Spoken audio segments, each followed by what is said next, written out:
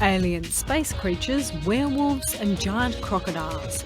They're the stuff of most people's nightmares. What's great about what I do is that all of these things we get to make, the majority of them come straight out of your imagination.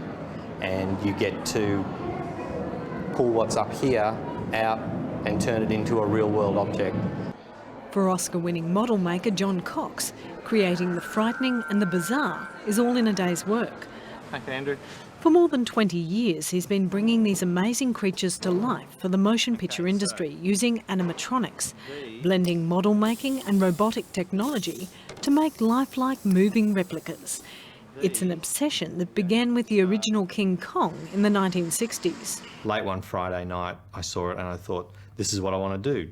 Huge gorillas and dinosaurs, that's fantastic. 30 years later, John Cox has credits in scores of Hollywood films and an Oscar under his belt. He won that in 1995 for the smash hit film Babe. What are you? I'm a you. A you. They set us a challenge to make realistic animals and make them talk and have it all shot in an outdoor environment, which had never been done before. Why do they need us? After working in the industry for 17 years, I sort of got some overnight credibility.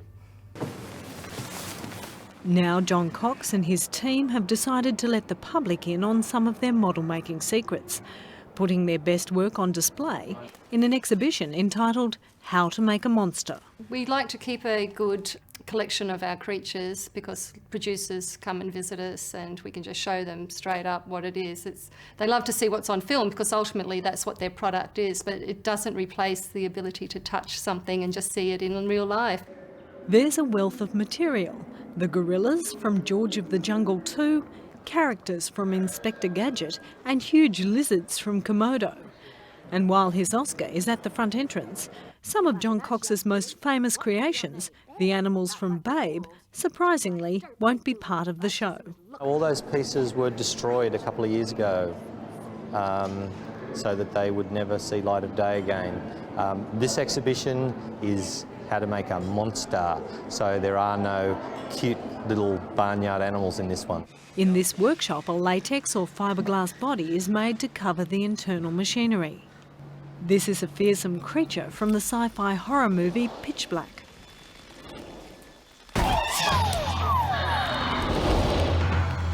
What's the hardest part about building something? The eyes. The eyes are just the hardest part out of all, because a real animal's eyes are just constantly moving and they go in every single direction you could possibly think of. The eyeballs are created from painted fiberglass that's coated with an epoxy resin. It's a fairly involved process of multiple castings and recastings so that you can actually get it to look like an eyeball. And what's this? This is a crocodile? This is from Peter Pan Crocodile. This version had a bit too much purple in it, so it wasn't used. The one that was used was very orange. This enormous 9-metre croc from Peter Pan took 4 months to build. This was an absolute joy to perform. This was possibly the most powerful, impressive puppet I've ever had my hands on. And I was like a little kid in a toy shop that just got the coolest Christmas present. Hello? It was to be used in a sequence inside a treasure cave, and word came down that they'd cut the entire sequence. What does end up in the film is crocodile head, asleep in the cave, one eye opens and the head moves about 2 feet to the left, and that was about 1% of what the thing was capable of doing. In other scenes, the crocodile was created with computer animation. But far from spelling the end for animatronics specialists, John Cox believes computer animation has made his job even more important. The increase in work is actually coming from the computer graphics departments who need us to make them physical copies of what they eventually are going to make. This exhibition isn't just about the high-tech end of the business. Richard Muick has been working as a sculptor in the film industry for years, even working on the original Star Wars film in the late 1970s. Some of these I just whipped up, just little character just knocked up very quickly to be able to show the kids at the end of the exhibition that you too can, you know, make your own little monster.